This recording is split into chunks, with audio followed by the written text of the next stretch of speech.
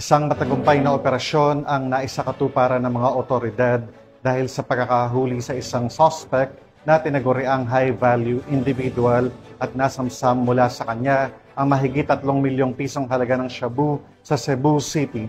Patrolwoman Annalyn Canoog sa report. Mapapay na naaresto ang isang lalaki matapos itong mahuli ng halos 3.5 milyon na halaga na hininalang shabu sa nilunsad na bypass operation sa Supa Street, Barangay Sawang Calero, Cebu City noong 22 ng Hulyo sa taong kasalukuyan. Kinilala ni Police Captain Gian Carlos Reyes, Officer in Charge of Police Station 6, Cebu City Police Office, and suspect na si Raymond, 30 taong gulang, isang high-value individual at residente sa Lawis, Alaska, Barangay Mambaling, Cebu City.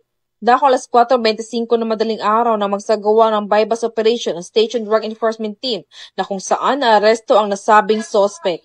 Nakumpiska mula sa suspect ang 2 pakete at 5 large nut-tied plastic na hininalang shabu na aabot sa 510 na gramo at may standard drug price na 3,468,000 pesos. Bypass money at maroon handbag. Maharap ang suspect sa kasong paglabag sa Section 511 ng Article 2 ng RA 9165 o ang Comprehensive Dangerous Drugs Act of 2002. Ang mga kapulisan ay patuloy sa pagsusulong ng mga programa ng pamahalaan upang matuldukan ang problema sa iligal na droga upang magkaroon ng maunlad na bansa tungo sa isang bagong Pilipinas. Mula dito sa Cebu City, ako ay ang PNN correspondent, Patrolwoman Annalyn N. Canoog, alagad ng batas, tagataguyod ng Balitang Pulis.